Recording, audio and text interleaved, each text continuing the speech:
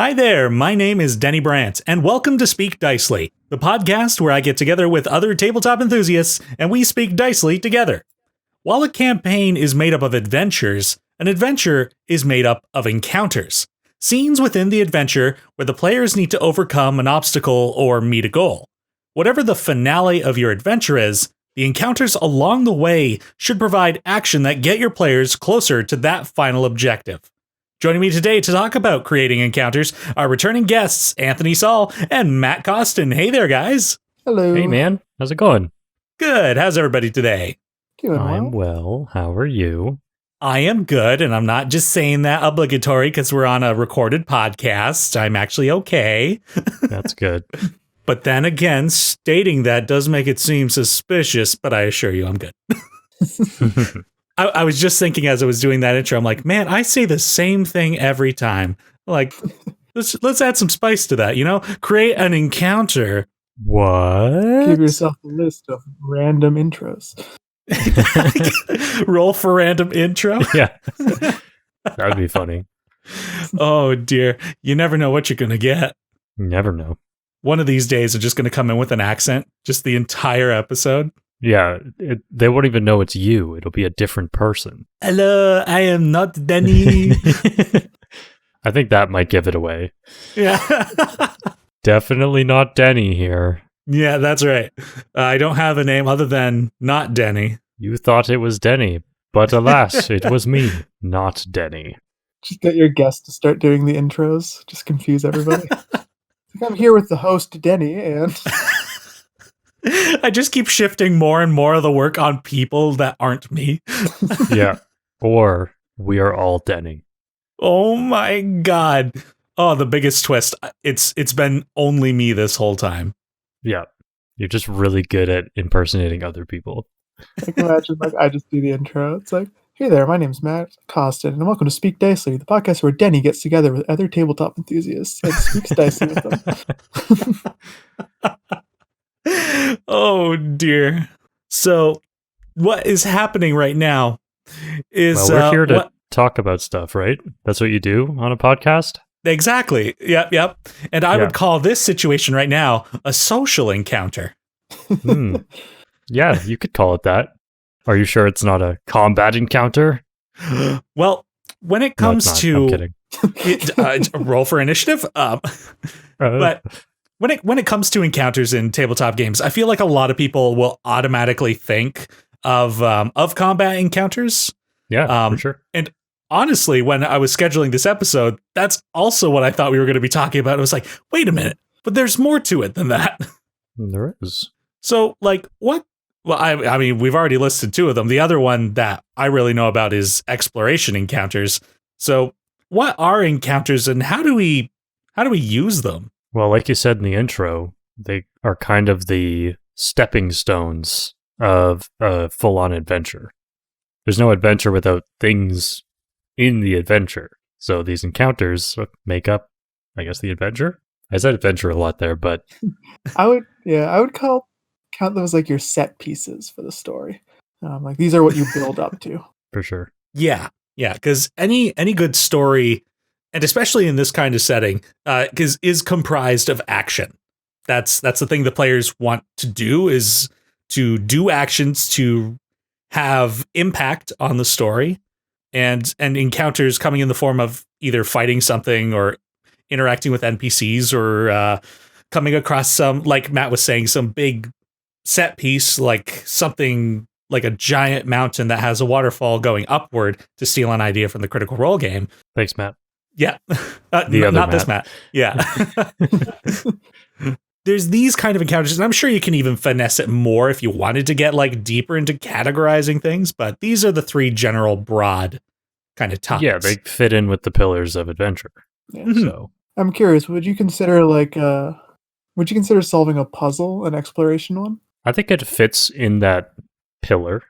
All right. Yeah, I think that, and that's a great point too. I think it does depend on like how the puzzle is designed, but I think generally speaking, a puzzle would more than likely fall into an exploration encounter. Makes sense. Because you're not really, if we want to keep it as these three categories, you're not again, unless you've designed the puzzle this way, you're typically not interacting with an NPC and you're not fighting something. But those things can come from failing a puzzle. Yeah, they could. There could be a mix of the two, though. It could be a social and exploratory puzzle where, let's say, the thing you're interacting with is a sentient statue that gives you a riddle or something. And technically, that's social interaction. Yeah.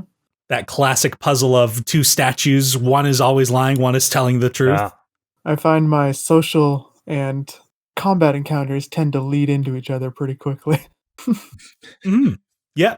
And encounters lead into each other. And that depends on like how the action of each scene kind of goes. For sure. And I really like that you brought up puzzles too, Matt, because like I feel like so often that those are good segues into different encounters. But like other examples being like a social interaction goes wrong, bam, you're suddenly in combat. You're in the middle of combat and the earth falls away in the dungeon. Suddenly the fight's over and you have to explore in order to get out. Yeah. Or you're in the middle of a fight and you figure out a way to parlay with your enemy, flipping it into a social interaction rather than combat. So they all kind of feed into each other eventually, or one way or another. I had a game literally last night where my players walked into a room that was designed to be this big puzzle. And if you failed, you woke up the sleeping guardian. And they failed immediately. Within 30 seconds of walking in that room, they failed to they did the puzzle wrong 3 times in the span of a minute and woke up the monster. Nice. Yeah. You'd love to see that. We did good. Yep. I think, Denny, you're one of the only people to put something in the right spot. Yeah, now looking back on it, it was unfortunate because like the kind of pieces of that puzzle, I think were a bit too separated for us to reconnect them right before until it was too late. Mm-hmm. What kind of puzzle was it? So it was a room with a bunch of little like pressure plates in it.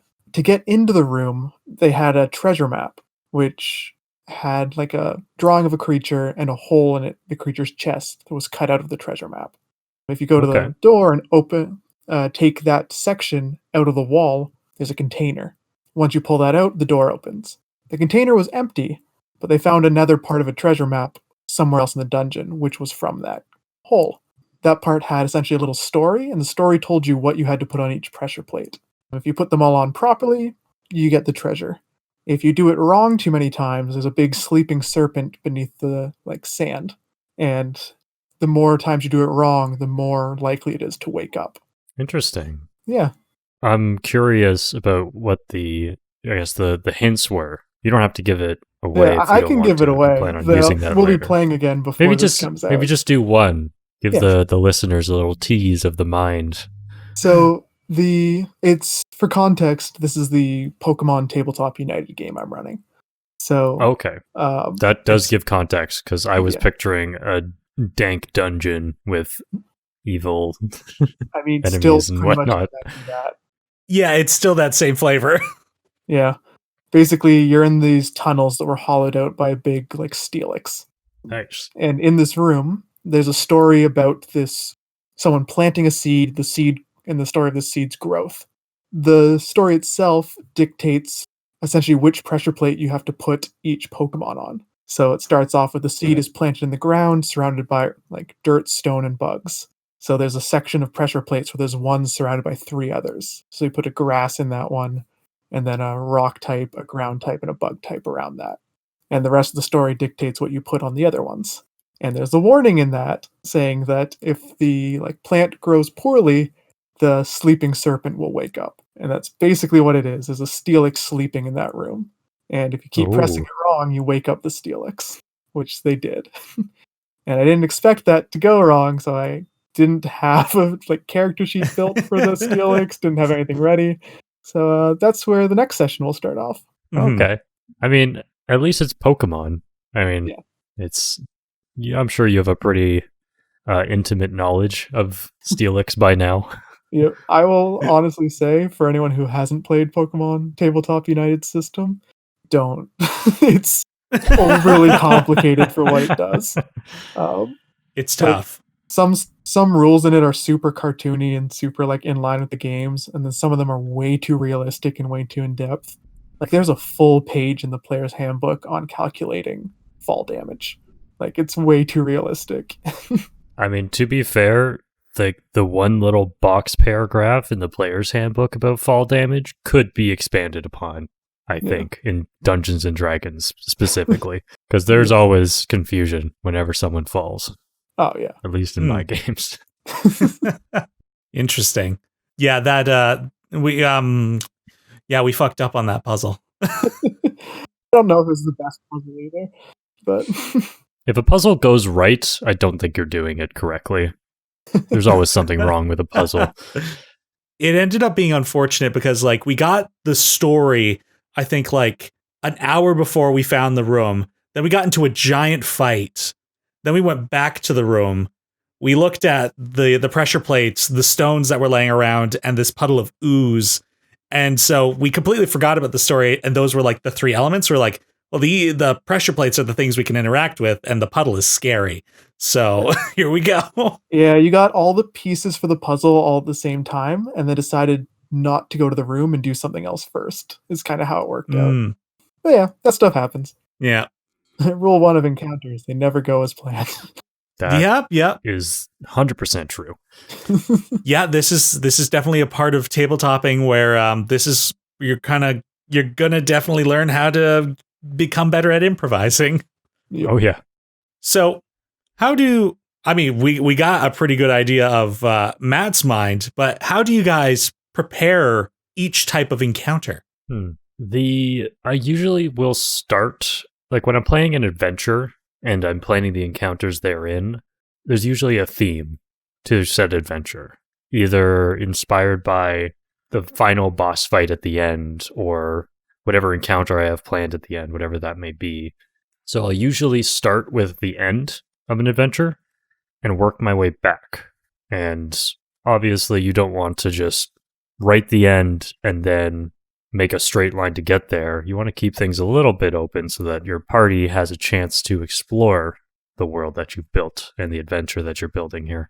So yeah, I'll start with the end, and then using that theme, I'll go backwards and say, okay, here would be a good spot for a combat encounter, maybe a puzzle encounter here, a little bit of social interaction. And those will all be based around that final theme. Yeah.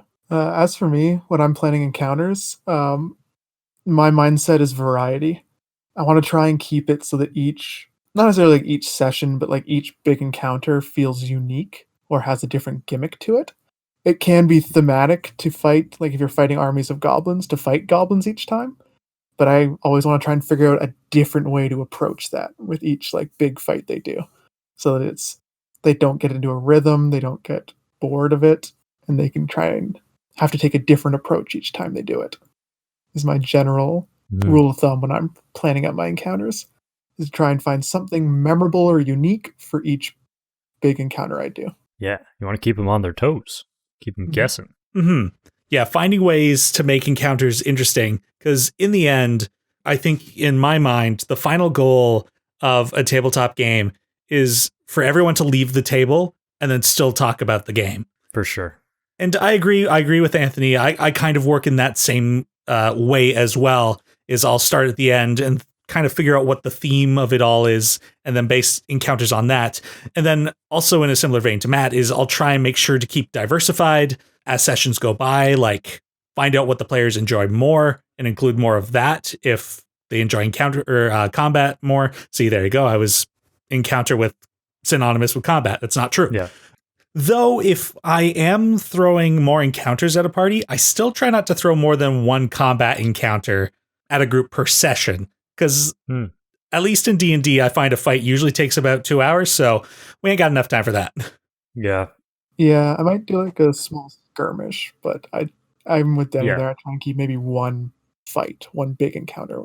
That also brings up the point of you don't have to end a combat encounter with the monster dying. Yes. It could be that, the party does enough damage or uses an ability that maybe they run into an unintelligent creature that is just working on its instinct, and they hit that creature with something that it is not used to. maybe psychic damage or something. And that creature is now in fight or flight mode because it just got attacked in its brain. And it's thinking, nope, don't want this, I'm out. So it's going to flee. And that ends the encounter probably much earlier than if you had just let it go on and on and on. Yeah. So there's definitely more than one way to end combat because, yes, in 5th edition, combat can take forever. Yeah. The first campaign I ever ran, almost all of my combat encounters ended with a social encounter. Because most of the stuff they were dealing with was like intelligent people. It was a lot less of monsters and it was more of like minions, wizards, plotters, that kind of thing. So a lot of it started with a combat and ended with them talking things out, coming to an understanding, making a deal, that kind of thing. Yeah, and I think that comes down to how you play the creatures that you take control of as a DM. There's a great book by Keith Amann called "The Monsters Know What They're Doing," and it started off as a blog. I think my parents got me that book a couple of years ago, and I read it front to back. And it's such a great source for DMs who want to spice up their combat encounters rather than a group of goblins just jumping out at a party and going, hit over and over again. He gives a lot of good insight into what the stats of a monster can mean and how you can use those to determine how to play that monster.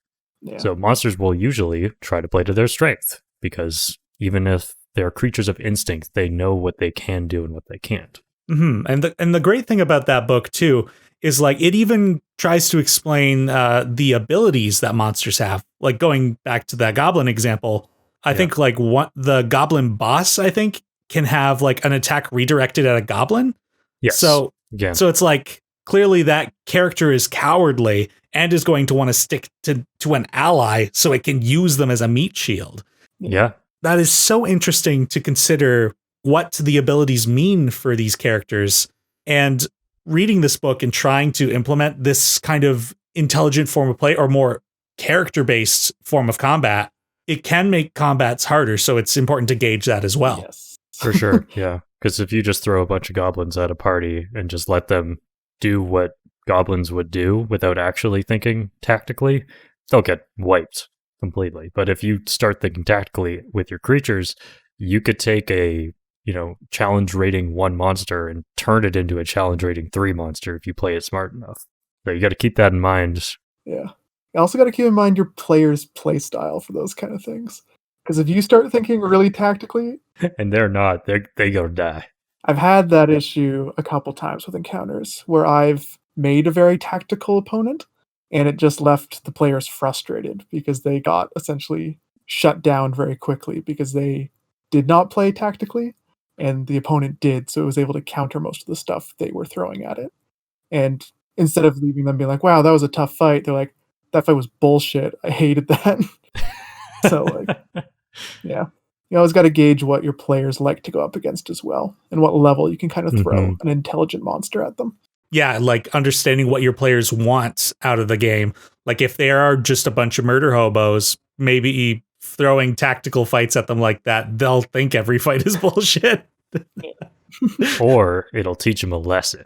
Yeah, you know what? It builds character. Yeah, I had one where one encounter I did, which was a bit of an exploratory bit of combat, where they were exploring a guy's mansion who had been dabbling in some like dark magic to try and get some evidence on him. They didn't look for traps. They didn't deal with monsters outside of like head-on fights. And one guy got trapped by a smothering rug. And nasty buggers, those ones. Yeah. He ended up getting stabbed to death, though, by his teammates, who all tried to get him out of the rug by just stabbing into the rug as hard as they could. So I love that. Yeah. I love that so much. Oh, dear. Like, sucks for that guy, but like, come on. Yeah. I mean, the designers knew what they were doing. They knew this was going to happen. They did. Yep. They did. And I knew what was going to happen putting that in there. Like, I'm like, he's going to get stabbed, but I assume once they stab him once, they'll stop and have to think about it. But they kept stabbing. Seeing the rug got me inspired for that encounter. Because like part of what I do to prepare for my encounters is I kind of just have like a booklet of stuff that like I can try and fit this into something later. Because I like to just read through the monster manual. I love creature design. I love like weird monsters. So looking through and figuring out how I can find something that I see something like, oh, this is interesting, this is cool. What could I fit this in for an encounter? Be it social, be it exploration, be it combat, and just kind of like make a note of that, come up with an idea for it, and if I can fit it into a story, I'll do that. Otherwise, I save it for later. Getting inspired from that's so much fun. That reminds me of another thing. I'll start with the second thing because that's more topical. We recently did our Secret Santa virtual, very COVID safe, where we sent each other a bunch of gifts. Denny here was my Secret Santa, and he got me the Kobold Press third-party like monster manual called the Tome of Beasts, and I ran through that basically immediately, looked at all the monsters, and I immediately was inspired to pull one and put it into one of my current campaigns. There's a monster called the Lunar Devil, which is kind of an aberration type, and it's got such good artwork too. It's super creepy. It's like this long snout with this like drill like teeth like running like a convex drill inside of its mouth with a bunch of teeth, and it's semi-translucent, so like in the moonlight it's basically invisible. It's super creepy and I love it. Cool. And I dropped it onto one of my players who is a Circle of the Moon druid. So while he was on his watch looking up at the night sky, I basically narrated that you see something in the moon move. One of those famous craters that brings out that smile that the moon has shifts, and the reflection on the water disappears, and you see rising up this creature. And that's where I ended the session, and it was a great moment where all the players who were their characters currently asleep, save for the moon druid, were like, we are screwed. It was awesome. So thank you for that book. It has given me so much inspiration. And yes, I basically do what Matt does is I'll look through books, I'll look through art that I see on like D&D subreddits or something, and I'll basically be like, oh, that's super cool. How do I make a monster out of that? Or how do I use that in another encounter? Yeah, I had one encounter I built was entirely because of the idea that I thought the Bone Devil looked really cool. Like I love the artwork for that guy. So sick. He's like the big spindly insect-like devil monster. Yeah. But looking through his stat block, like his abilities and stuff, very basic and boring. He just hits really hard. Yeah, he just hits things. Yeah. Yeah. But he's like his stat block, he's pretty intelligent. So what I turned, instead of using one for a like combat encounter, I used one for a social encounter. Nice. Combined it a bit with exploration. I think Denny might have sat in on this one, but I'll go over it. It was this old abandoned like wizard's castle. These players were trying to find clues on how to get like a item to amplify magic. Because they were trying to cast a spell, but they needed it to be stronger. They eventually found this secret room, his essentially a secret library, and on the wall was a mirror. In the mirror was the reflection of this Bone Devil. And what they found, he talked to them. He's like, hey, this wizard has trapped me in this mirror. I can help you guys. I know what you're looking for and where it is. If you get me out of this mirror, I will tell you where that is. We'll make a deal. And to get him out, they needed a book which had names of all the creatures in the mirror and like the code to let them out. Like release, like Bone Devil named this. His gimmick was he left out the one bit of information that if you release something, you go inside. So you swap places with whatever's in the mirror prison. But yeah, so that way I could kind of use a really cool monster without it being like a fighting encounter with it. Still got to use a monster I really like visually. They still got to kind of get the intimidating presence of this because there's this cunning guy making a deal with them and they know something's off, but they can't quite pinpoint what it is. That's awesome. That's such a good way to use an intelligent creature. I think that's a brilliant idea. Like going through the monster manual and instead of considering like it for a fight, considering it for a social interaction, like that is brilliant. And devils too. Oh, I'm hitting my microphone. But devils too in like stories and lore, like it makes sense. They are beings that want to make deals, get people into contracts and drive them to a darker life. Yes, they're very clever beings. Mm-hmm. And if we're talking combat encounters too, finding a monster and doing a social interaction, instead, sometimes what I do is I'll make a really easy encounter just for the purpose of like kind of fleshing out the environment. Like one of the last campaigns I ran was like a subterranean environment. And I use these monsters I think it was called cave fishers, I believe. They're kind of Yeah. crustacean. Scorpion-like, yeah. Yeah, scorpion-like. They can climb on walls and they like lash tongues out and like grab people towards them.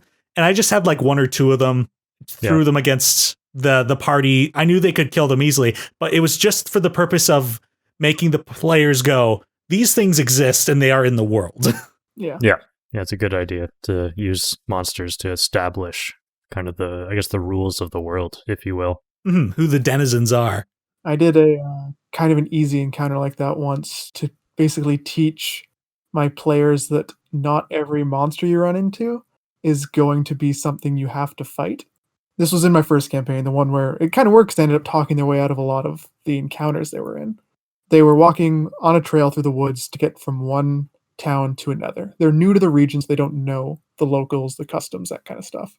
But on the way, they see like monster tracks that lead into the woods. So they follow it, and there's like this little hut built there, and a den nearby with some giant spiders. So they break into the hut and they start killing the spiders.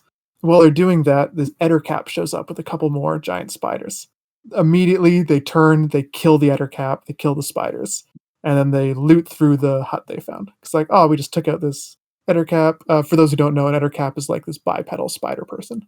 Upon getting that, they find out that this ettercap is just a peaceful guy who lives here. He does some trade with the local villages, and he's trying to learn how to read and speak because they find a bunch of like children's books with like notes of like poorly drawn words as he's trying to like write out common and that kind of thing. It's so sad. That's so sad. And that was kind of their introduction that just because it's a monster in the monster manual doesn't mean it's hostile to you. Doesn't mean it's a bad thing in this world. Yeah. Oh, dear. Yeah, that's the kind of thing that'll start breaking that go in and smash tendency. Yeah. Make them feel bad for what they've done. Yeah. You don't want to always play to the stereotype of the creature because, sometimes that could be repetitive. People could get bored of that pretty easily if it's just like every monster you run across is kill it because it's going to kill you. Yeah, I think it's just a good idea to switch it up sometimes. Mm-hmm. Now, I want to know, what do you guys, like out of those three, would you consider a chase scene, an exploration scene, or a social interaction scene? I'd consider it more along the lines of a combat encounter. Yeah, I think it's closer to combat just because of the way they usually work out with the dice. Interesting, just because like turn orders and stuff like that and actions. I would say, if you use the like chase mechanics in the Dungeon Master's Guide, I would call it closer to a combat encounter because you can you're not really talking to the people, you're not exploring anything. It's just you chasing this person. Random obstacles appear. You can fight them during the chase. It's just more of a moving combat scene, I believe, where you're shifting. And usually, if you're chasing someone, you're doing so because either you're trying to stop them because they stole something from you, or you wish to do violence to them. Well, my counterpoint to this is every encounter should have an objective. A social interaction could be the same goal that you described there, Anthony, is to surrender, return the good, and turn yourself in without any harm. I do understand, though, putting a chase scene as a combat encounter because of the turns and stuff. It is more mechanically involved than a social interaction or an exploration. But I once used an encounter like that to introduce my players to a city. So directly after this Cave Fisher encounter I just described, the party traveled on and eventually came to this new city. They found an inn they were going to stay at. They started unloading these barrels off of their wagon, and then one of them was heavier than the others, and they took it off, opened it up. There was nothing inside, and then something invisible leapt out and ran off past them. They were like, we got to chase whatever that was. And so they began running through the city, and as they were running through, I was describing to them, this is this place, you're running through this. They came across two fighting gangs, and they're like, we're going to ignore that, but now we know that that's there. Yeah. And the chase ended with them in this mushroom grove with this guy who just seemed off his rocker wearing a mushroom on his head, spouting some crazy nonsense. They're like, we lost the kid, and this guy's weird. Let's go. Nice. I guess then it comes down to the goal that you, the DM, set. Mm-hmm. Or at least it's contextual. Then. Of course. Yeah. I was just curious. Yeah, for sure. Yeah, chase scenes. They're a thing to use. They're fun. Yeah, I don't use them too often just because I find they can be repetitive because they're often just series of skill checks. But in the case that you described, Denny, I think that's a great way to use a chase scene. Mm-hmm. I've only really run one chase scene, I guess, and it was through a market, chasing after what they believed to be a serial killer they were hunting. But what was fun with that one was my players kept trying to get inventive ways to like kind of close the distance and get this guy when they were getting close, but they were in a crowded market. So I kept being like I want to throw my hand axe at him. And like, okay, you can, but I'll warn you now, if you miss, you might hit something else. So they kept weighing the odds of like, I'm going to try this time. I think I can hit them. And like, they'll miss, hit like a stall and knock over a bunch of fruit in their way, slowing them down or that kind of thing. Oh, you're kind. I would have said they hit a freaking They did random once. person just chilling. A child. If they missed really badly, then Yeah. The degree That's with a which natural one situation there. Yeah. The degree of their failure affected the outcome. Indeed. Mm-hmm.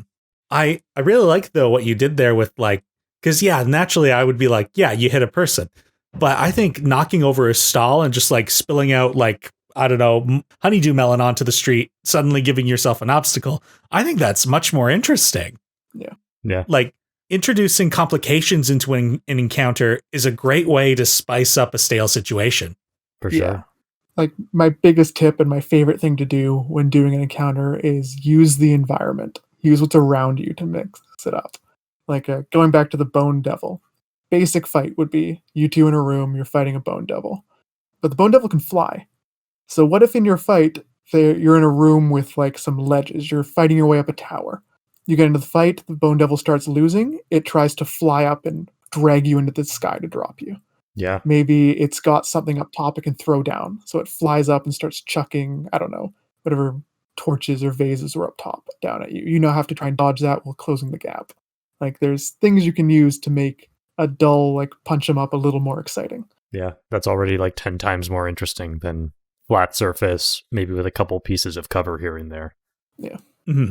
Though it is hard to illustrate elevation. I've been struggling with that. At least if you're using battle maps, but that's the beauty of theater of mind.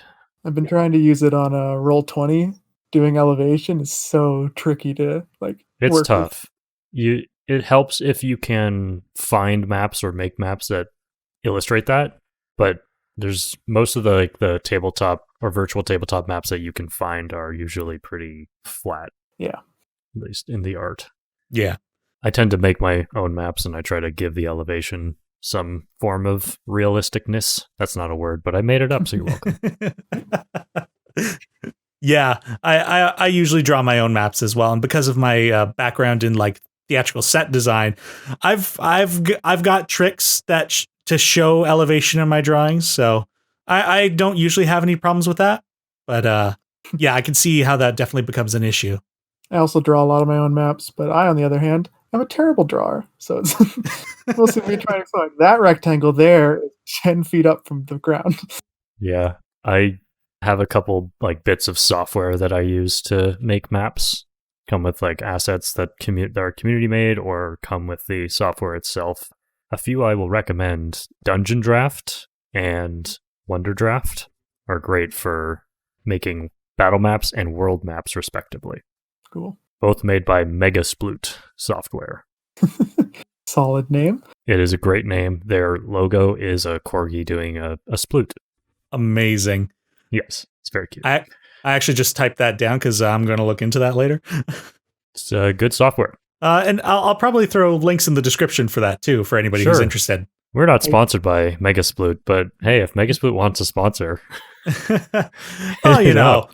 Yeah. Before I even played D&D, I used to love. You guys ever play Warcraft 3? I have not. I think I've played it like once at a friend's house, and I was Okay. like, "This is cool." Anyways, So before Warcraft was an MMO, it was like a real-time strategy. And in Warcraft 3, they had a map editor that came with the game. And I spent way more time in that than I ever did playing the actual game. playing the actual game. Because you could design essentially your own dungeon runs and your own stuff. So like That's awesome. for map making, all that, I just love just planning out and building, essentially planning encounters for Warcraft. And yeah, that was my like go-to editing software for that stuff. Was just playing around and making things no one would ever play, and just had a massive collection on my computer. And I think That's okay. That's what most people do with D&D Beyond, though, right? They just make a bunch of characters that they never play. True. Yeah. Just come up with the concepts of eventually I'm going to play this. When? Yeah, forget by the time I actually need to come up with a character. So when we're doing social interaction encounters, things to consider are like the NPCs the players are going to interact with, or even situations where they want to interact with each other, like setting themselves up to have inter-party interaction. I think I would still count that as a social interaction encounter. I think so. It's one that you, the DM, don't have to create, really. I guess you create the space for that to happen, but you don't have to do any of the legwork. That's why I love those moments when the party decides to talk amongst themselves. For the reason of I don't need to plan it, and I get to watch my players just hang out together. And you get to see that kind of character growth happen before your eyes. Of the 3 pillars of encounters we have, social ones are the ones I struggle with the most. Because I myself am not great in social situations. So having to come up with them and plan them out on my own, and then the minute my script doesn't work when they ask a different question and go off the rails, it's just always hard for me to try and get what the information I want them to get out of a social encounter out. Because we'll just lose track of it. See, Matt says this, but he's very talented at planning out social games for people to play over Zoom or... Oh man, I don't have to talk in those. Everyone else talks on their own, so those I'm good with. You can good set at being the puppet master of other people. Yeah, I can set a scene as long as I don't have to be part of that scene. I can speak on social encounters, though, if you want. Yeah, I was going to ask, how do we go about setting up a social interaction then? I think it comes down to, again, the theme of the adventure and also what you hope the party will gain from this encounter. Most social encounters are usually done spontaneously, and they're usually improv because you've created a bit of a sandbox, maybe in a town square where there's a bunch of merchants around, and the party, wanting to learn more about the city, says, I'm going to go talk to a random guard, and you have to come up with the guard's name, where he's from, what he's doing, what he wants, why he's here, right on the spot, and you have a conversation with that PC player character. And then you have to decide how much this guard knows and how much he's willing to divulge about the city. Mm-hmm. So you really are just creating a whole person right on the spot, which makes for some interesting moments. Yeah. Mike, in addition to that, though, you do have situations where, of course, players will approach some random character and you will have to make up some stuff on the fly. But if you set up kind of a repertoire of important NPCs in your world, for the most part, the players will go to what's familiar if you have a recognizable cast of characters. Like, instead of asking the random guard, maybe they'll go speak to Elowin, who just happens to be in the marketplace. They're this elf with a very flamboyant blue and gold trimmed robe, and they've given them good deals on magical items in the past, so they'll probably favor going to that character who you've actually invested and created. Yeah. The trick is just to get them to talk to that person in the first place to build that repertoire. Yeah, Mhm. Exactly. Throwing in those little details or that make them stick out, I think, is a great way to make the players go, that person seems interesting. Let's go there. Yeah, I think in the first campaign that I ran, and currently I'm still running, I made a point to create a cast of characters that were kind of the, allies of the party, in that they were the ones that started them on their adventure. So the party naturally gravitated towards these characters. They were like leaders of a educational facility. So it was pretty easy to create them in these very intelligent and very knowledgeable characters who could give the party information when they felt like it. Yeah. I found, for me, trying to get them to have a familiar person, I rely a lot on the talkative merchant, because they want to go and buy stuff. They want to use their gold. They want to get their like items, their new sword, that kind of thing. So I just have, while they're shopping, the merchant strikes up a conversation. So they get familiar with that person. Either that, or I use like whoever is sending them on their quest, whoever called them for help will be an easy way to get someone that they have to talk to because they need information about what this person wants them to do if they want to get their reward from them. So my 2 ways to kind of force them to talk to somebody. Yeah, and that's a good way to kind of lead into another encounter is maybe the party's in a dungeon or something like that, somewhere wilderness or removed from society. You can throw in an NPC there who's either been, captured, needs to be freed, or is wandering this wilderness along with them, maybe a ranger exploring, a pilgrim, and having that NPC can help the party be guided to the next encounter. So if they help this person or talk to them, then this NPC could be a guide or just a kind of an arrow saying going that way, but in a less obvious manner. Mm-hmm. And there are, oh dear, I think I've heard in the past that there are like 5 things that an NPC can give you. I don't recall what they all are at the moment, but there's like information. Oh dear, mentoring, I think was one of them. Oh God. Yep. But mentoring is one. They can give just kind of help. They can give healing, like aid for rations or food or something like that. Physical reinforcements, I suppose. Yep. They could be a hireling. I don't know what the last one is. I mean, it could be this NPC gives them harm. I'll look that up by the time I actually do the episode on NPCs. But like social interactions also will have a goal. It's like, what do you get out of interacting with a person? And I like that you brought up the idea of just putting an NPC like out in the wilderness where you like wouldn't expect to find them. It's like, now what's going to happen? Yeah. The party will either be very wary of this person or they'll see them as an opportunity to learn something about the area that they're in.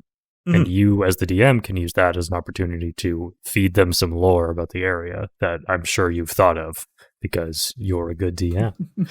Yeah, make sure that NPC doesn't look super hostile, though. Your characters might attack it on the spot. Make sure they look super hot, though. Make sure all your NPCs are sexy. They need to be someone that the players want to talk to. In my game with Christy Clow, a returning member of this podcast cast, we have a rule that whenever I introduce a new NPC, I have to roll a d10, and that is how hot they are. Amazing. Yeah. I've rolled a lot of 10s recently. Damn, that's a hot setting. I'm definitely not fudging the dice. My characters are just all hot naturally. They're just so hot. It's more fun that way. It is. Yeah. And so we touched on puzzles. Are there other things we can do to kind of do exploration encounters? Like, I feel like for me, this is one of my weak points. Yeah, it can be hard to narrate as the party is kind of moving through an area. I kind of had that issue in my last session on Tuesday when the party was moving through this kind of coastal mountain range, and they chose to take the path kind of on the cliffside where the water is. And, there's only so many ways you can describe a view over the open ocean with waves crashing against the cliff below you. Mm-hmm. So it can be a challenge to come up with interesting ways to describe kind of very samey environments when you're in a mountain range. Outside of for the exploration, part of the exploration quote unquote encounter can be getting from one spot to the other. So it's not necessarily a puzzle, but it's their struggle to figure out all right, I need to get up to that cliff ledge over there because I see a cave opening. How do I go about getting there? What tools do I have? What obstacles do I have? Is it snowy? Is it a slick terrain? I can't really climb it. I'm sliding down. How can I get up? I find that can be part of the exploration. Yeah, that's a good point. Otherwise, the ones I find easier for exploration is exploring a building or a city. A lot of the time, the outcome or the goal of that can be lore and information is what you're looking for. And so, again, exploring houses, great way to do it. Someone might they'll go to a room, they find portraits on the walls of the past people, their accomplishments. Someone might find the library, learn a bit about what the inhabitants are interested in or what they've been studying. Someone might find their bedroom. Maybe they'll find a weird possession the person has or a diary or a note they'd received. So like exploring, I find a lot of the goals either your exploration encounter is to gain information or lead to the next encounter, and how would they get there? For sure. I agree with that. Yeah, exploration I think is like the big segue out of the three types of encounters. Like it usually leads to one of the other two. Yeah. And exploration can happen in very short bursts as well. It could be as small as someone flipping through a book to try to find a specific piece of information. That would just be, like a skill check in that moment, but it could be multiple skill checks as they're trying to find specific pieces. Maybe if they roll high enough, there's a hidden compartment in the spine of the book, and they find like a crumpled up piece of paper. Or like the party is in this vast library and they all have to, like, it's so vast that they got to split up to try and find the information they're looking for. And in this exploration, one of the players finds the appropriate thing, but another player finds a secret room with books on taboo subjects. Oh, Yeah. there's a lot to be unpacked in there. The biggest hurdle I find when doing these kind of like exploration encounter for lore or for getting somewhere is if your characters and your players aren't good at this, like they aren't perceptive, they aren't good at investigation, or like if you're climbing that mountain, they don't have any physical ways to get up there. They won't get the information across as easily, or they won't get where you need them to go without a struggle or a loophole or something. It can be kind of hard to balance them feeling like they actually found something and like they were given the information no matter what. Well, yeah, and that's a fair point to make, because if information is like so important to your story that you can't risk them failing, find out how to make sure that they do receive the information. Because there always has to be a way to make your story progress forward. In the case of like having to climb that cliffside in order to get to that cave, say they do a bad job with an athletics check as a group. Maybe somebody, they're all connected by ropes, somebody falls and like smashes into the wall, but everyone maintains their grip. That character gets damaged, but the group gets to the top.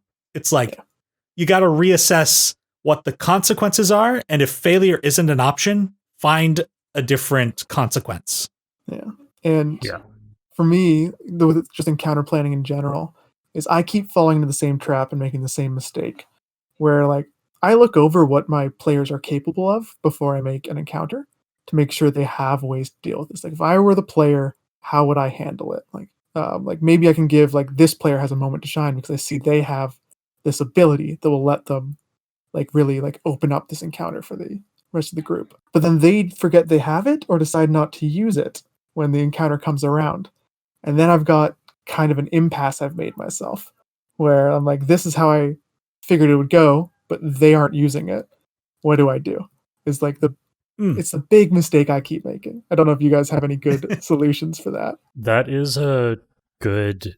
I do like that approach, though, is trying to give certain players a chance to shine in certain encounters. I think that's what a DM should do when building an adventure, is really look at what your players can do and what they've tried to do in the past that maybe didn't work in a particular moment, and create a moment where that could be a great situation for them to use a certain ability.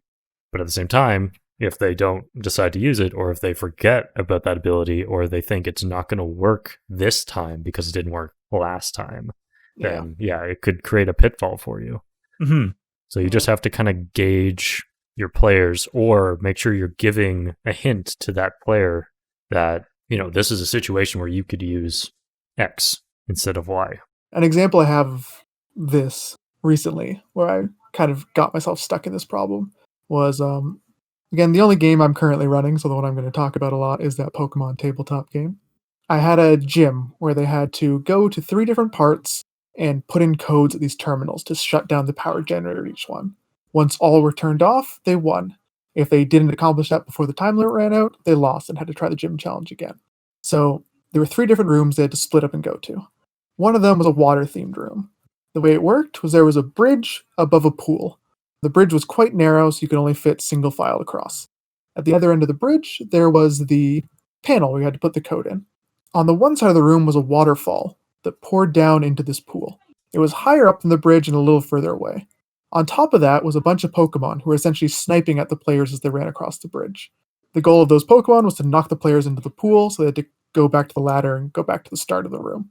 They were kind of far away, so hard to reach for a lot of our players, but one of our players uses exclusively flying type Pokemon. I knew I couldn't have the gym be solved by him just flying his Pokemon to the consoles. That's why the code had to be put in. But I figured this was a good chance for him to shine because he could use his flying Pokemon to get over there and disrupt and take out these snipers so they could get across. The way the actual fight played out was, one last piece of information for this. One of the Pokemon there, the minute they enter the room, it flies down to the other end of the bridge to block their path. I did that so that any character who didn't have ranged capabilities could have something they could do, getting rid of that obstruction blocking their path. My flying type player immediately went after that Pokemon blocking the path and only that Pokemon. So no one had a way to stop the ranged snipers. They just kept getting knocked off the bridge. I don't think that's necessarily your fault, though. Yeah, I don't think that's an oversight. I think that's just poor tactical choice on your players. Yeah, that's one of those things where I think tactically and I think my players will think tactically, but we have different ways of different play styles.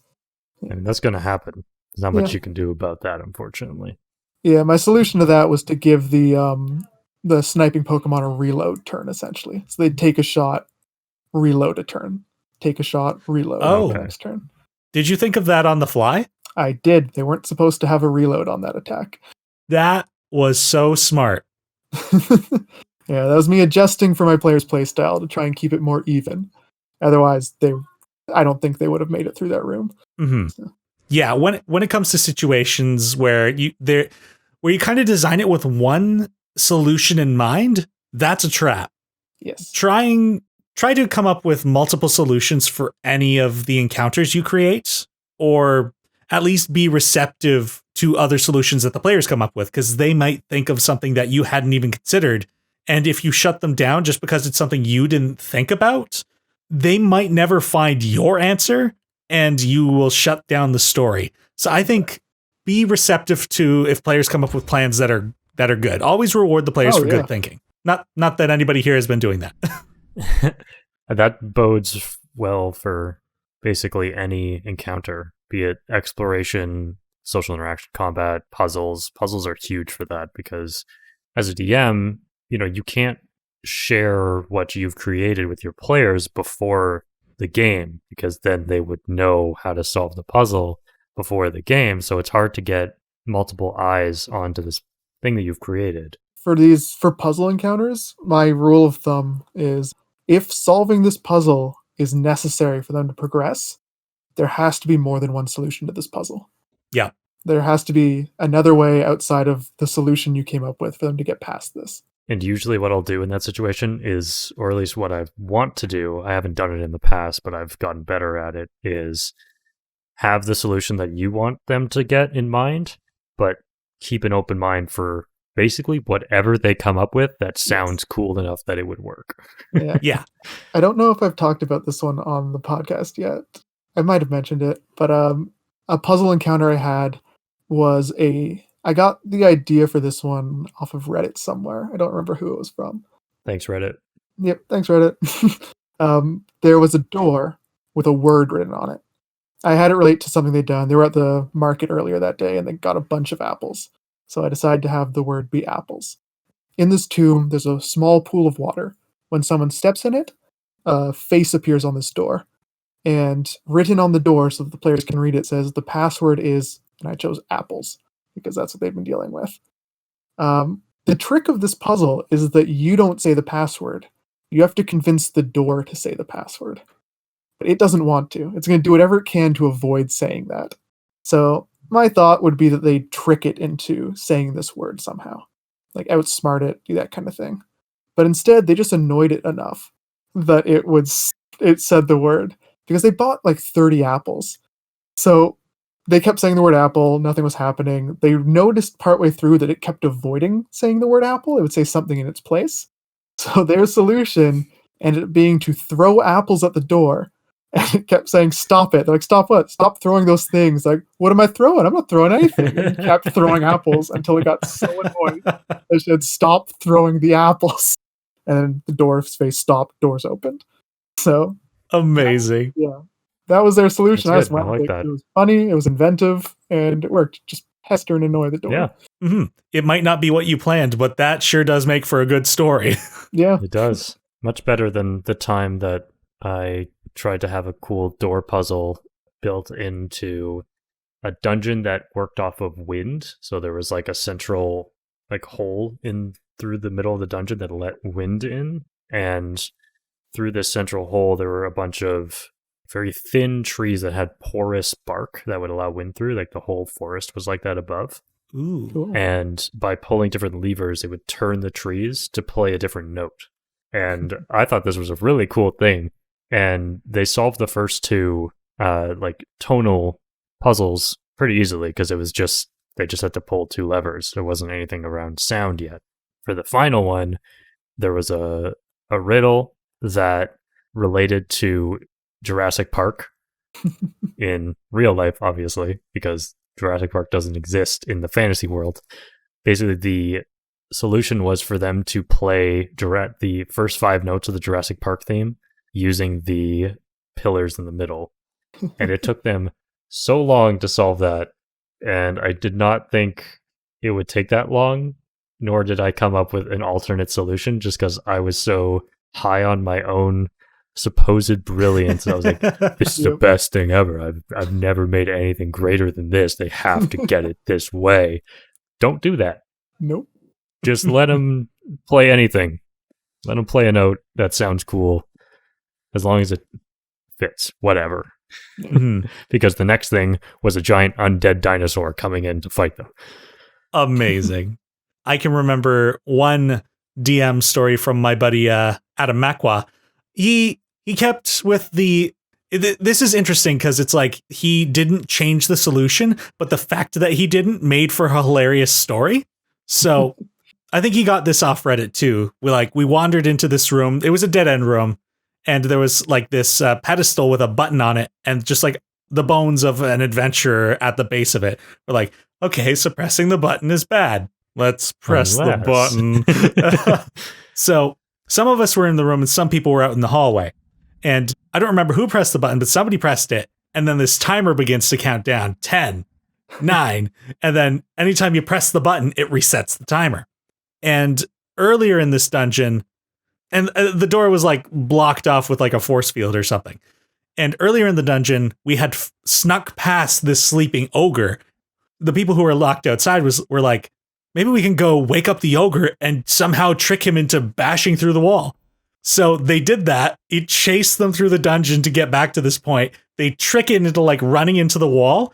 And stupidly enough, it like bounced off the wall, bounced into the other wall and like knocked itself out. And we're like, okay. But it was just so funny that we knocked out this ogre trying to get everyone else out of this room. Eventually we found out you just let the timer go down and the door opens back up. Yeah. I love that trap. It's a good puzzle. Yeah, I had once where I got stuck in one of those. Like I figured, like I'd heard of this puzzle before, but I'm like, well, my character has an 8 intelligence. He's gonna keep pushing that button forever until someone comes and stops him. Good roleplay, Matt. Yep. Proud of you. I think everyone else did the whole like fight encounter, and I stayed in that room pushing a button on each of my turns. Then they came back and got me afterwards. Boop. Boop. Oh my gosh. Just pushing buttons. That's great. So we've talked about a lot of different types of encounters, but what encounters do you guys enjoy the most? For the listeners at home, I'm stroking my beard because that helps me think.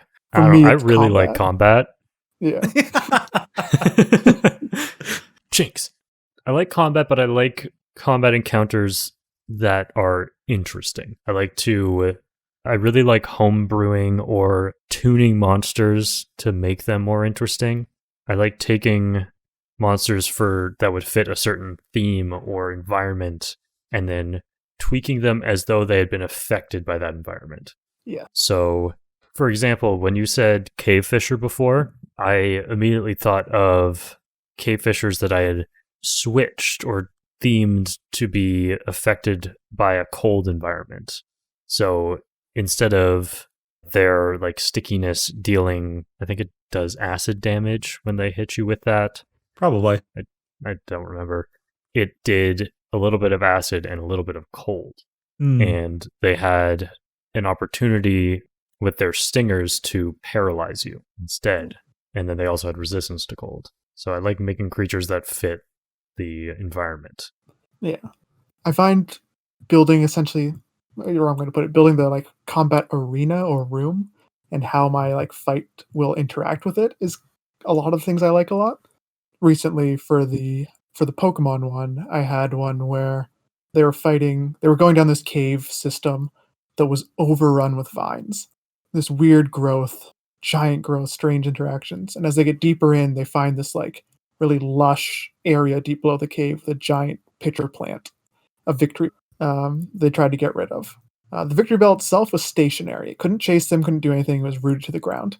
I'm like, how do I make this interesting? Like this thing has rooted itself through the whole like cave system. So what I did was I had smaller plants that were essentially like its minions. They hung around the outside of the room. So if you stayed away from it, you got penalized by having to fight these small guys who were trying to eat you. If you got in close, you could kind of avoid them. And I built it so the creature had control over some of the areas. You could use these like pollen attacks to create status effects.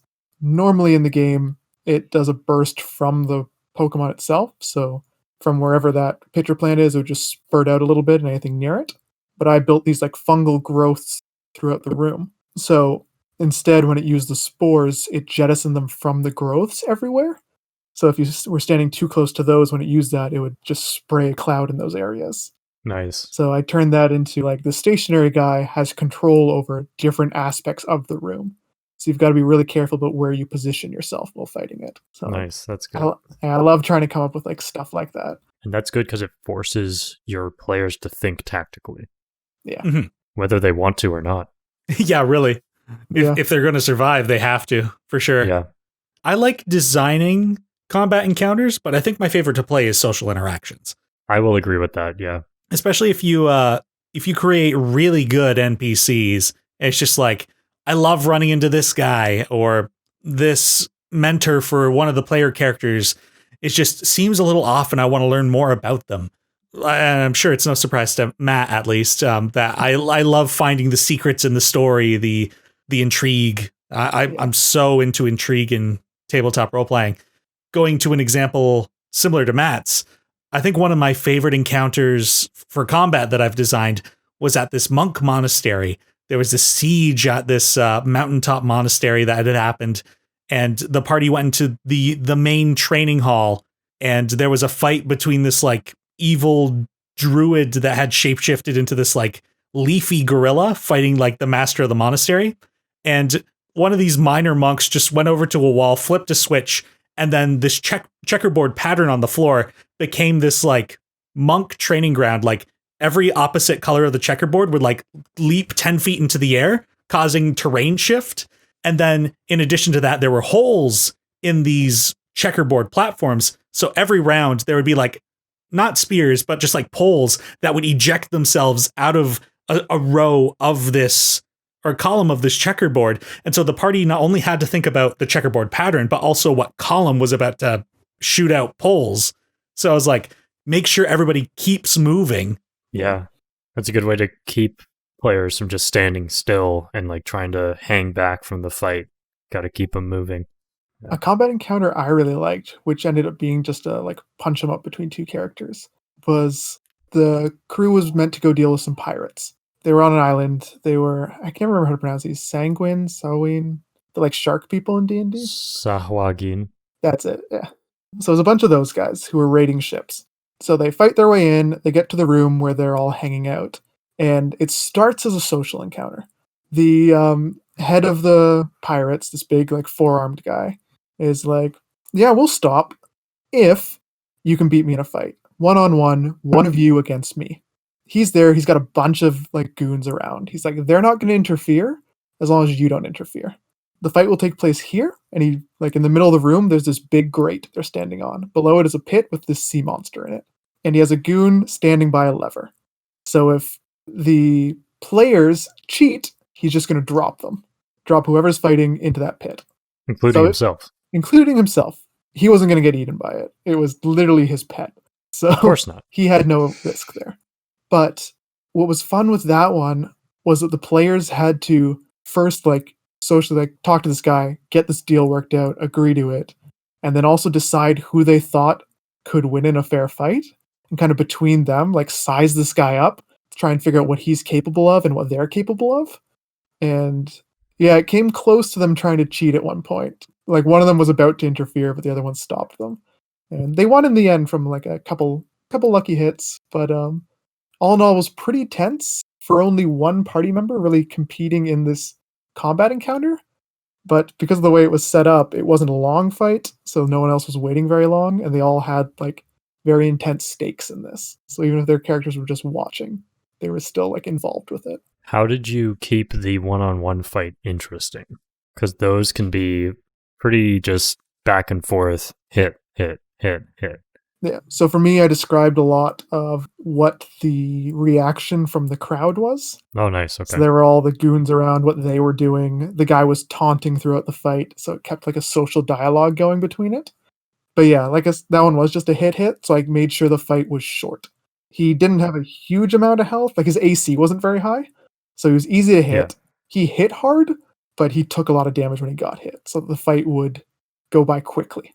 If it gets too drawn out, you have a very defensive guy, then it doesn't really work super well. But I made him a very aggressive fighter. Mm-hmm. That reminds me of a character I'd made. I'd created this kind of arena just because I knew my characters wanted to punch some things. I was like, all right, so there's some one-on-one tournaments, there's some two-on-two tournaments. Everybody who doesn't participate, sit in the sidelines, tell me what you do. Because I didn't have any like non-interference rules, though they still existed. And eventually one of the characters proceeded through the one-on-one fights and got to the last one that was a Minotaur, and he beat him. And then at the end, like, they had just a nice rapport between the two of them. And they liked him so much, I was like, I'm going to invest in this NPC now and make him part of the story. And later, one of the characters joined into the campaign, and it turned out he hired this Minotaur as a bodyguard. So Bindir the Minotaur became part of the story more regularly. That's awesome. I love a good like fighting pit. Those are always so fun as like a kind of active downtime activity for your party. And then also because there's that aspect of social interaction and combat together at once, where the two fighters can, yell taunts at each other and becomes a more interesting encounter rather than just, I'm going to punch you. Now you're going to punch me. Now I'm going to punch you, etc. So. And then, of course, there's often like a lot of like betting and gambling in those settings within the game. Ooh, and subtle interference with some magic. Oops, my mage hand tripped you. My bad. That campaign I had where they fought the pirate guys, one of my favorite encounters I built was the last one, because that was the one where, I was saying, a lot of the times like social went into combat or combat went into social. So they ended up with a lot of people they knew and a lot of people they'd helped or spared. So by the time it came for them to essentially, they found out who the big bad was. It was one of the mayors of the towns kind of pulling the strings. So they were doing a siege on their fortress. So they recruited basically anybody they'd spared, anyone who owed them a favor, anyone they'd made allies with. It's like that pirate captain.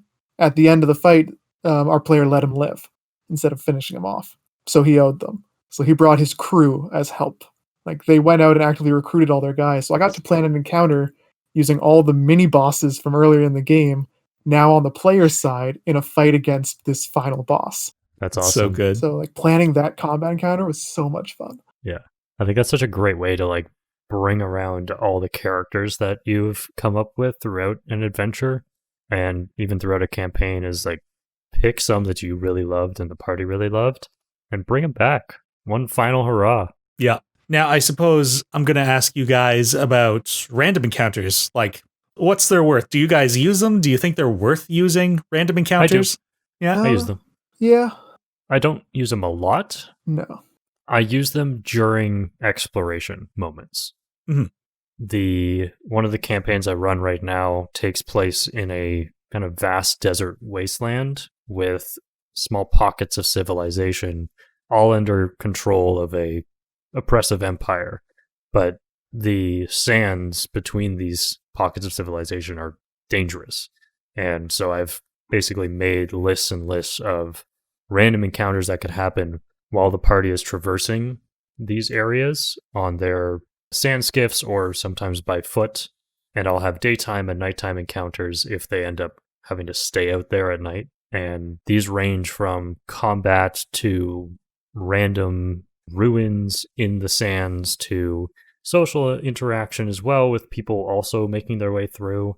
I think it's just a nice way to spice up in between adventures. And these don't have to take, hours to resolve. It could be, I usually will have one of the party members just roll a perception check while they're keeping an eye out while they're traversing, and then I will roll on my table.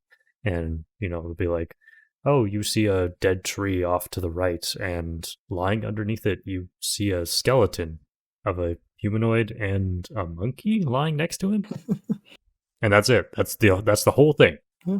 And if they want, they can take a closer look. Yeah. I find I like random encounters. I use them for fleshing out kind of the world. Kind of like you guys said earlier, where you do like an easy fight or something to know like these things are here. Mhm. Like there are these cave crawlers. That's kind of how I use them, because I find if you throw in too many random encounters, it can really slow down your session for little payoff, depending what it is. But like I do the same thing where I have kind of a table of stuff that can happen, but I make it so that the encounters are avoidable, like at later instances. So, for example, I had one path between two towns, which traveled along like the cliff sides for a bunch of mountains. So it was down to the base of the mountains. The first time the players went through, I asked them what they were doing while they were traveling, and they kind of just had downtime activities, like playing cards, driving, watching the road. So the first time they went through, I rolled, and they ran into some harpies, dive bombed them from the cliffs.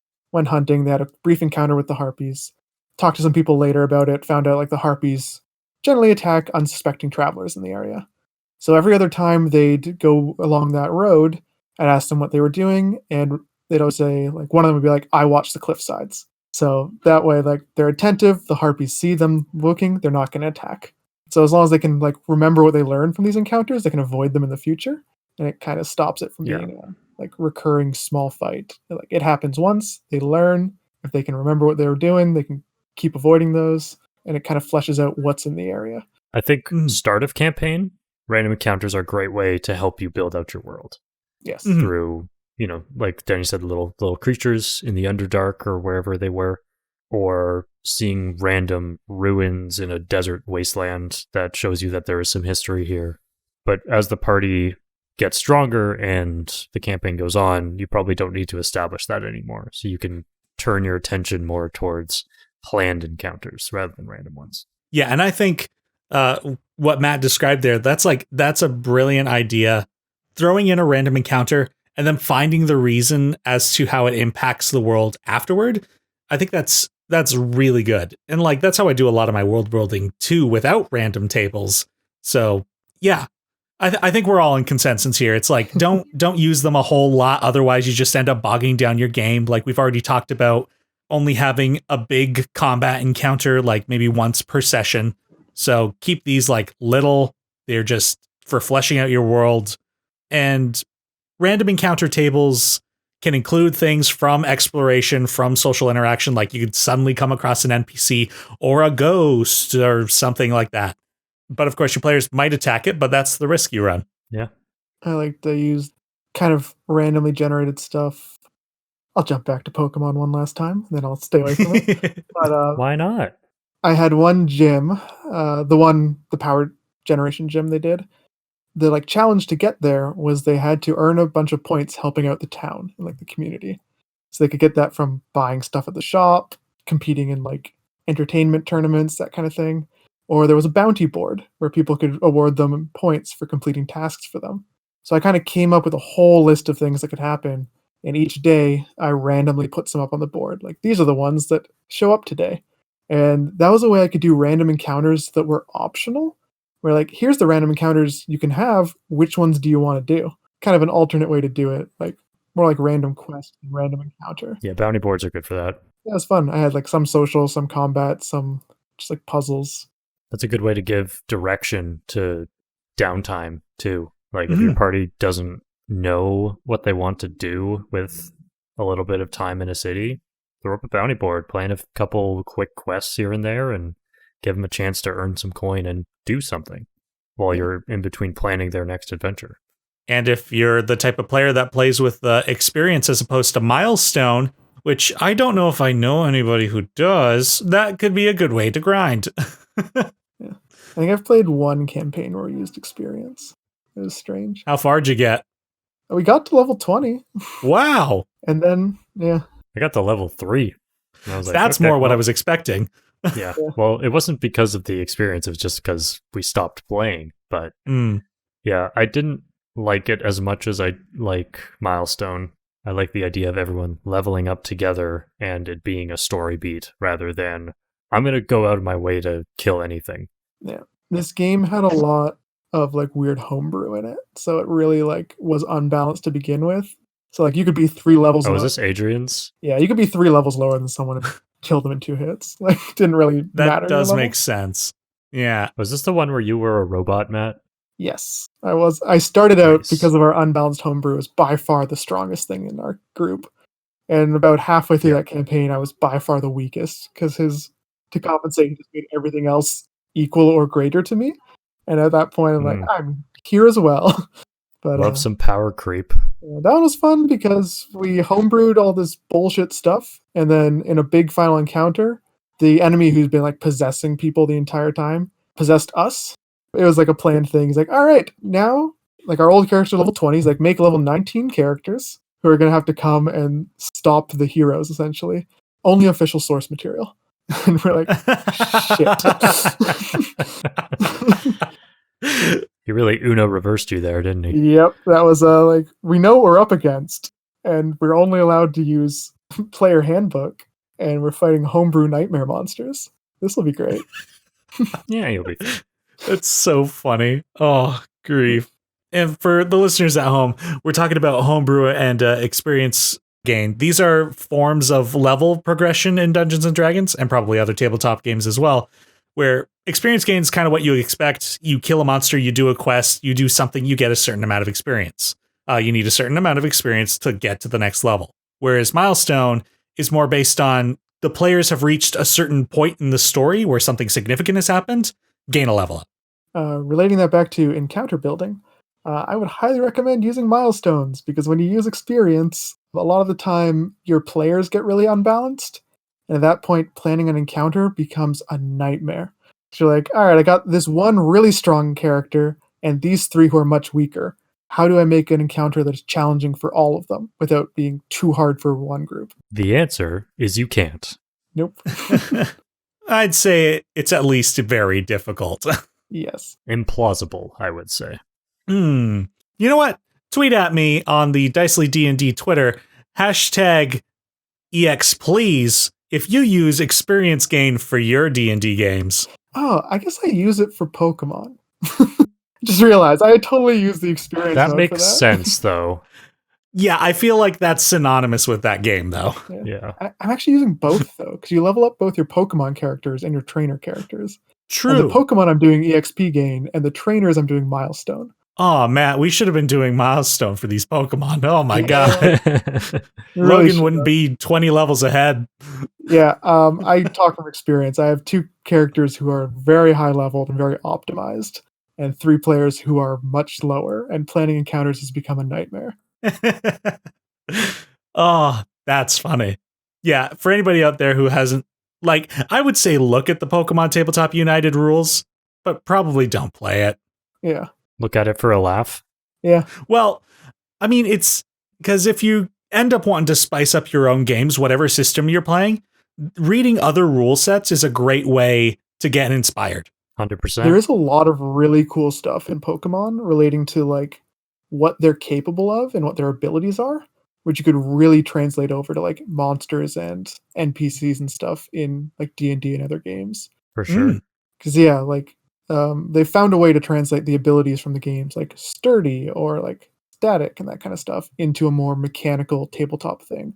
And like you can pull that kind of stuff over into D&D and make some really like weird monsters, which will be a lot of fun. For sure. But otherwise, how's about we play a game, guys? Sounds good. A game? Da-da-da-da. Ba-ba-ba. All right, so the game that we're going to be playing today is going to require my players to have a good knowledge of spells within Dungeons & Dragons, because I'm going to need these guys to make a spell check. Do-do-do-do. I don't know why I jump to the Price is Right music every time.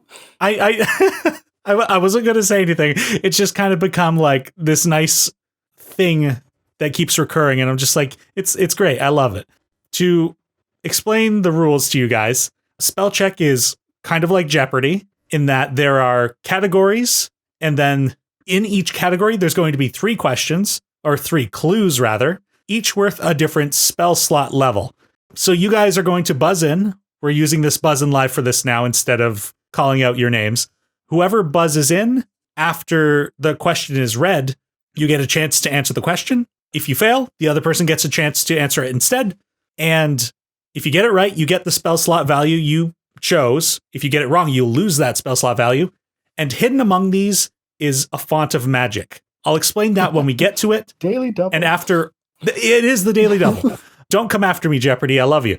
And then once all the questions are done, there is the final cast, where I'm going to tell you guys the category of the final question. You guys get to choose how much spell slots you wager. If you get the question right in the end, you'll gain that many spell slots. If you get it wrong, you'll lose that many. And then I'll reveal the question. It will be a multiple choice, and I'll get you guys to write down your answer and submit it into the Discord for me, and how much you've wagered. Mhm. Okay, sounds good. I like that this is coming up after last week's podcast where I talk about how I never play full spellcasters. I've just shared with you my stream. This, Yep. for the listeners at home, you're not going to be able to see this, but for my guests, we have here the Jeopardy It's very board. cool. It's so cool. Wow, look at that animation. Wow. Yeah. There's I fire on it. What? How did you do that, Denny? Ow. Actually, my hair is on fire. Give me a sec. Okay, Oh great. no, We're good. Denny's on fire, everyone. Yeah. Can we get 3,000 to 4,000 likes on this video to put Denny's hair out? Only your subscribes can save me. Leave a comment on how best to put out the fire. Also, listen to it 2,000 to 3,000 times on Spotify, please. Thank you. Okay. Oh, grief. Oh, man. All right. Are you guys ready to play spell check? I'm ready. All right. So what I'm going to have you guys do, I've got a number in my head. You're both going to choose a number. This will decide who gets to choose which first. I should mention for the listeners at home, the categories today are enchantment, illusion, and transmutation. All different schools of magic. Is there a range? Is there a range of the number? Or is it just any number in the history of numbers? I see what you mean. 1 to 10. My apologies. Okay. I choose 4. I'll choose 7. All right. Matt's going first because it was 6. Nice. All right, Matt. Which spell slot level and school would you like, ignoring these ones over here? Okay. I will choose enchantment spell slot 2 then. Enchantment for 2. Okay. So, remember, you'll buzz in after the question is read. A 5th level spell named after a concept from Irish folklore. In these stories, adhering to the confines of the spell might bring power to the affected, but in D&D, adhering to it only ensures you don't take 5d10 psychic damage. Oh man, do I not know this. Are these all from Player's Handbook? These are all from Player's Handbook, yes. All right. Anthony has buzzed in. Is it synaptic static? Unfortunately, it is not. Okay.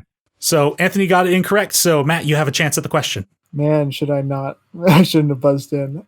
Let's go with no scrying. Knowing full well it's not that. The answer is, what is Gaius? Oh, Gaius.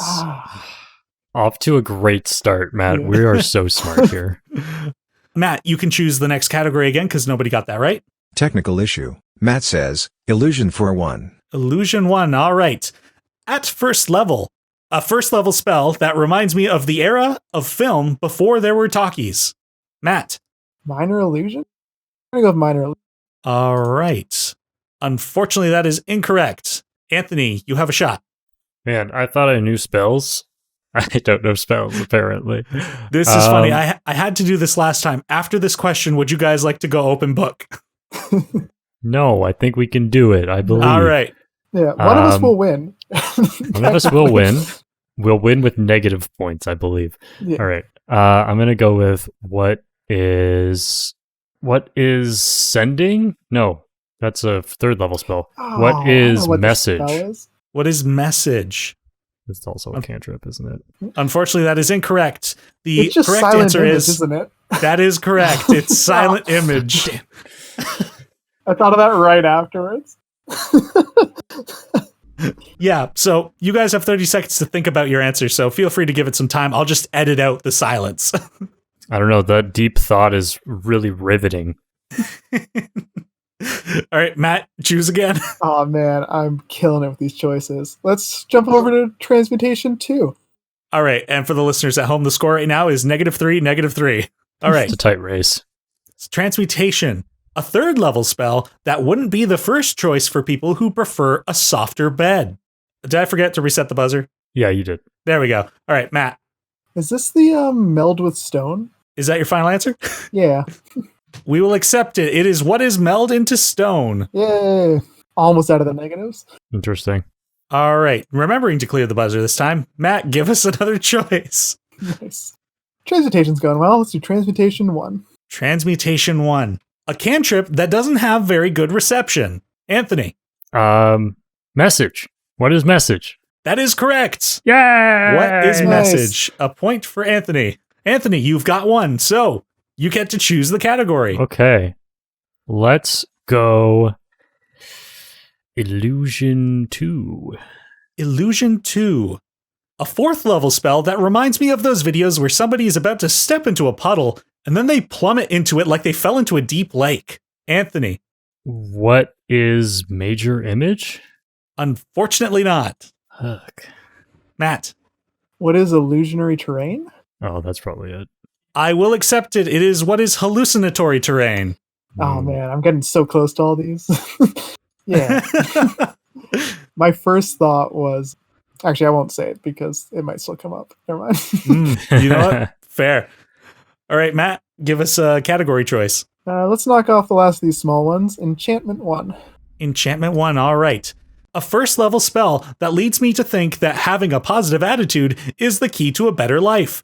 Hashtag blank. Matt. Is it the Friends? Oh, that's a cantrip. Dang it. Never mind. Unfortunately, it is not friends. Yep. I'll also say like final answer to solidify your answer so you Got don't it. just immediately. Okay. Yeah. You guys have time to think about it. Anthony? I know what it is now, too. What is charm person?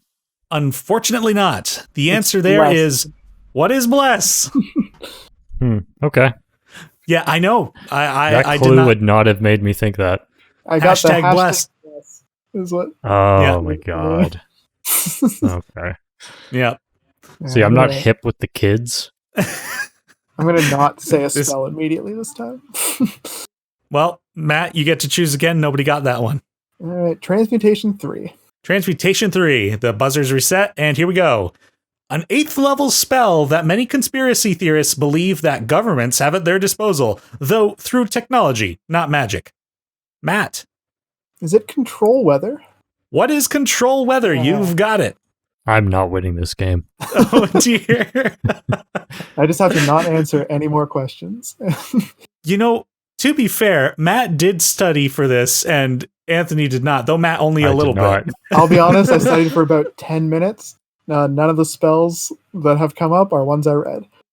That is 10 times more than what I studied. Oh, dear. All right, so currently the score is 3 Matt, -5 spell slots Anthony. We've got 2 questions remaining before the final cast. Matt, Look, what is I'm the more next? of a martial character, all right? So Same here. I'm going to go with illusion. All right. You found the font of magic. Oh no. So we're going to relocate to over here. A 7th level spell that would make Frosty the Snowman proud. You should have wagered a number of things. My bad. Oh, well. We'll just say it's. You've only got 3 to wager. I'll wager 2 just to make it fair. I don't All right. know if I know this, but let's see. A 7th level spell that would make Frosty the Snowman proud. Except Frosty never did what he was told. And because it's the font of magic, only Matt gets to answer on this. yeah. It's either a cold thing or a mind control thing. This is... What category are we in again? Enchantment. We're in enchantment. Would it be dominate person? Is that your final answer? Yeah, I'm going to go with that. Unfortunately not. The correct answer is, what is simulacrum? Oh, that makes a lot of sense. I still have 1 point. All right, so the final question then. An 8th level spell with material components involving either vinegar or honey depending on the desired effect. I'm like a fly to honey, and I feel a strong aversion for the vinegar. Anthony. What is antipathy sympathy? That is correct. Nice. What is antipathy sympathy? Well done. Never heard of that spell. It never. It's not a spell that's used often by anyone, really. Mm-hmm. But it's a pretty useful spell in certain situations. Nice. Indeed. All right, guys, are you ready to move on to the final cast? Yes. Sure. All right, so I'm going to reveal this category to you guys. You guys write down in the Discord the number you'd wager of your spell slots. Anthony, I'm going to give you 3. I'm going to give you both 3 extra spell slots to make this interesting. Ooh. So I have 1. Well, I mean, you'll either gain up to 3 or you'll lose up to 3. You can choose on that spectrum. Oh, Well, I'm okay. just going to wager all of it, I think. But Okay. we'll see. That's how the game works. Yeah, type in the number you're going to wager. So, Matt, you can go up to 4 in your case. Okay. And once you've got that number typed in, I'm going to reveal the category to you. All right. Polymorph is the final category. I'm sorry, now you can make the wager you'd like to wager, because, I mean, you'd need to know the category to see how confident you are. Is everybody ready? Yep. Yeah. All right. So, here's the question, and here's the multiple choice. A wizard has the option to get access to the spell Polymorph at 7th level. It allows them to transform into a different creature with certain restrictions. Which one of these options could a 7th level wizard polymorph into? A hellhound, a sperm whale, a triceratops, or a winter wolf? So now write your answers down next to the number of points you're wagering, and when everyone's ready, I'm going to ask you to submit into the Discord chat. Oh, man. Trying to remember stuff. All right. I think I Okay. know what I'm doing. I'm locked in. Yep. All right, everybody's locked in? Yep. All right. Submit your answers. Okay. All right. So Anthony has said 3 slots for Triceratops, and Matt has said 4 slots for Triceratops. You are both correct, making Yay. the score 5-1 for Matt. Yay! We were both in the positive. Yay! I didn't end negative. I have 1 spell slot. I'm going to cast Polymorph. Charm Person on Denny, and he has to make me the winner instead. Oh my goodness, I suddenly think the rules, I need to put them aside. Damn. However, this 5th level spell slot that Matt's got. Oh yeah, he just counterspelled me. I'm Oh screwed. my goodness. Oh well. This should become part of the show. However many spell slots you have, cast a spell. Oh, You're what welcome. a great idea. Thank you. Well, hope you guys had fun with that. Yeah. That was actually really fun. Next time, Oh. I will do research or something. And that silliness will bring us on to our final segment of the channel here. This is Question Dicely, our chance to hear from the listeners. So, the question we've got submitted today is, what are your thoughts on D&D Beyond? Is it cheating? This question was submitted by Sheldon Caldwell and the Cadets. You can follow him on Instagram as Shellfish16. So I have a clarifying question. Yes. What does he mean by cheating? That's, you know what? I didn't think we would be able to properly answer this, but I thought it would be a really funny talking point. Yeah. I think it will be a funny talking point because I have no idea what the question means. Well, Matt, you've actually got an opinion about this. Yeah. So, in the context of creating a character or like running a game, no, it's not cheating. It's probably one of the most useful things for getting new players into the game because it makes it so much easier to build out a proper character sheet. As a player, though, you can 100% use it to cheat. And I've known a few people who do this, and it kind of frustrates me. Oh, really? As the DM, you use monster stats and all that kind of stuff. And it's very metagamey to be like, I'm fighting a manticore. Go on D&D Beyond, look up manticore stats as the player. Oh, that's what they mean. That, I think, Okay, like, yeah. I 100% consider that like metagaming and cheating. You can do it, but like it kind of just takes the fun out of it, I find, if you know exactly what it's capable See, of. I didn't even think of that aspect of it because I am so far removed from like wanting to look up what I'm fighting. Yeah. Like part of the fun of D&D is discovering what you're being thrown up against and working as a team to overcome these challenges, not looking it up in a rule book. I usually have it open when playing to I usually have the spell page open on D&D Beyond because a lot of time when playing, people need clarifications on spells. Yeah, so you know what spells you're casting. Yeah, or even like someone else. Like, as we learned, neither of us are very good at knowing what spells do, evidently. Yep. Matt is better at it than I am, but I got 2 right answers. Yay. But yeah, I think if you're using D&D Beyond for what it's intended to be used for, which is ease of use for running a game, then no, it's not cheating. But if you're looking up stuff, then yeah, don't be a cheating Chester. Yeah. If I found one of my players at my table was doing that, like this actually makes me like upset. I'm angry right now. I would have to talk with that player and be like, if you want to continue playing my game, you can't do this. Like that is I hadn't even thought about that. Yeah. Wow. We've just been so spoiled with good players that don't quote unquote cheat that doesn't even cross our minds. Wow. Yeah, I only had it with one person. They were a new player, and they just kept doing that because, like, a Manticore, what's that? And I look it up, or like that kind of thing. But still. Yeah, this ain't your Pokedex, buddy. Yep.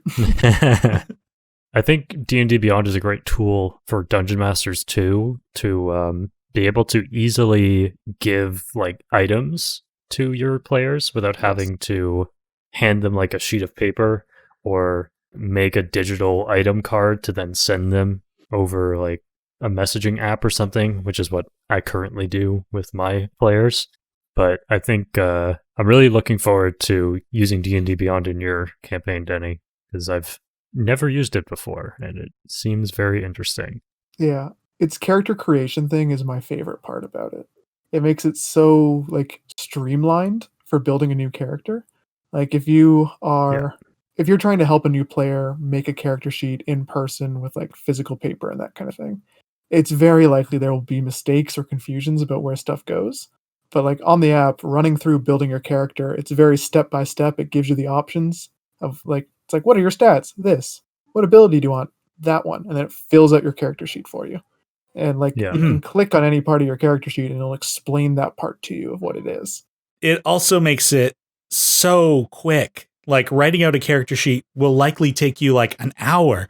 But on D&D Beyond, also we're not sponsored. It would take you maybe 5 to 10 minutes if you don't know what you're doing. If 5 to 10 minutes. Yeah. And I could speak from experience that I had for my game with in the desert there, the players that I started that game with were all new, never played before. So we spent like 2 hours making characters in person. Luckily, we had 2 players' handbooks, so we were able to kind of pass those around for reference, and I had them download some apps and stuff so that they could do quick reference lookups. But still, the process of making characters with new players on pen and paper took far too long. And when all you really want to do is just hop into the game and explore some worlds with your friends. Yeah. I don't really have the mindset of like, on my day, we had to write it out and do all this. Cheating that you guys can just use this easy app. No, it's great. It makes it easier for people to get into the hobby. It's like a good step forward. Yeah. Anything that brings more people into D&D is a good thing. Yeah, absolutely. But yeah, don't look up monsters. Don't do that if you're a player. Yeah, if you're so interested in knowing the stats of what you're fighting, I recommend just playing video games. There are good RPGs out there.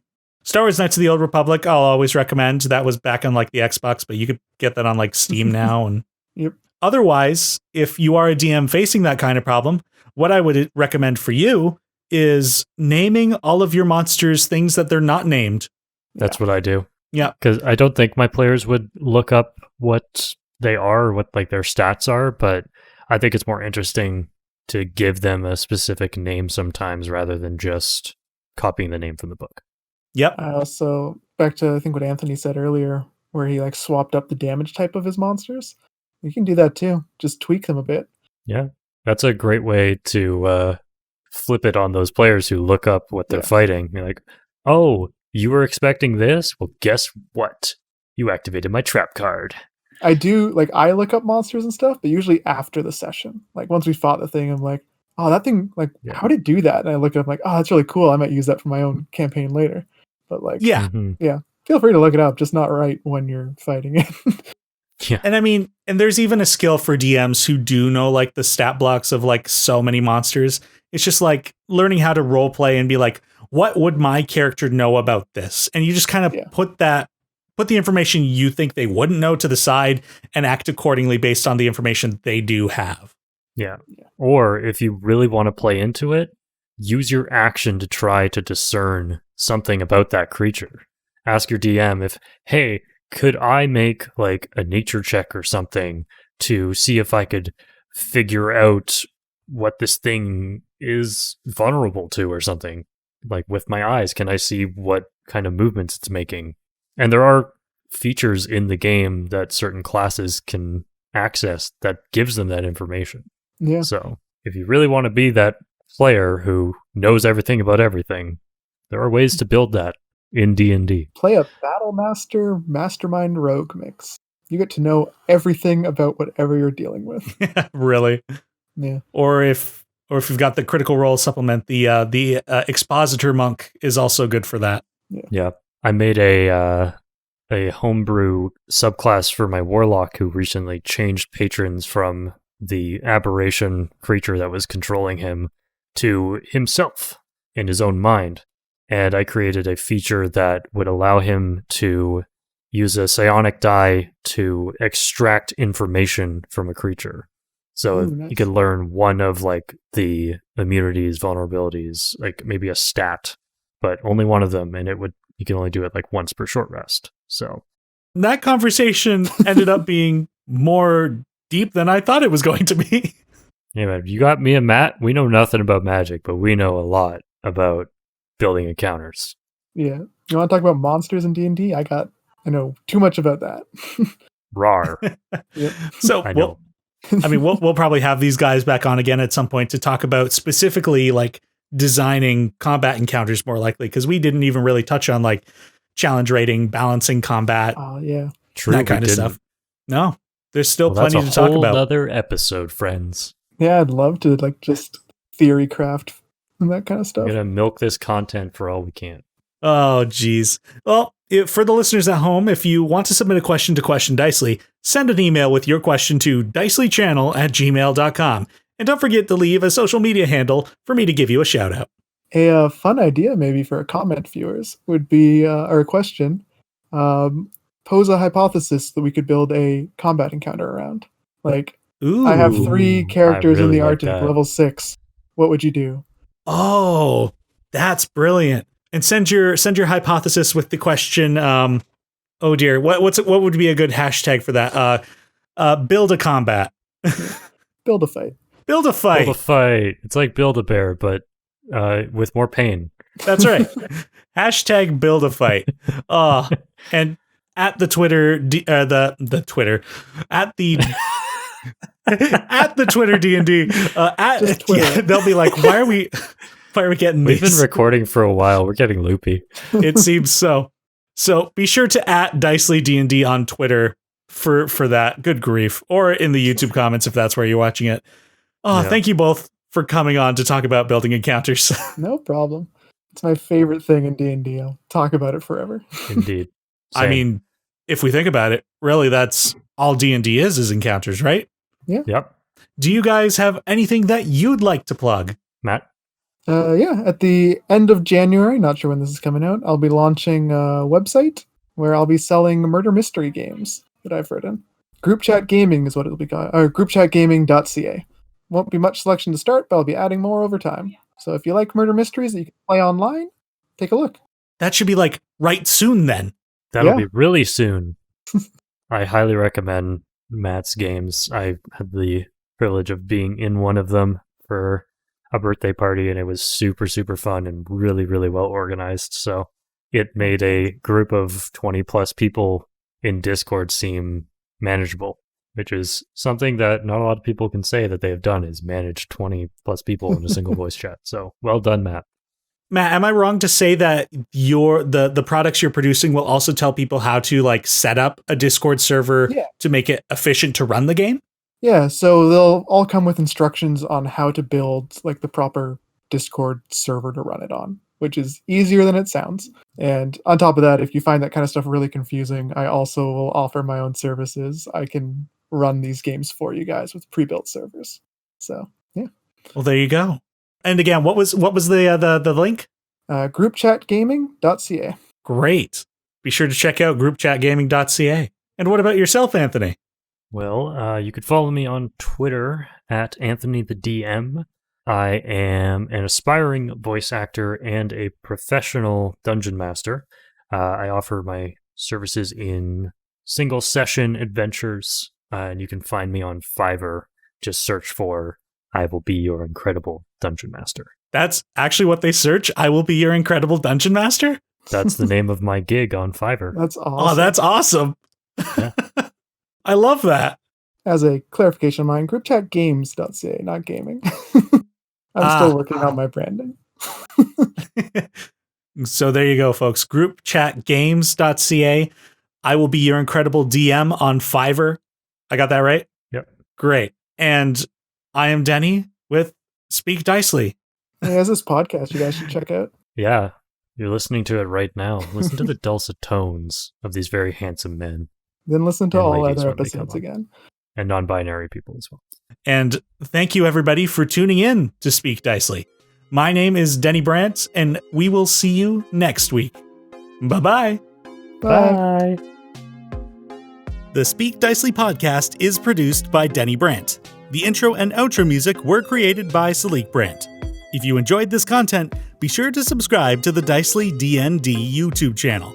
There you can listen to previous episodes of the Speak Dicely podcast, as well as watch our introductory series on how to play Dungeons & Dragons. You can also follow us on Twitter, Instagram, Facebook, and Twitch at Dicely DnD. And you can now listen to the podcast on Podbean, Spotify, and Apple Podcasts. We'll see you next time on the Speak Dicely podcast.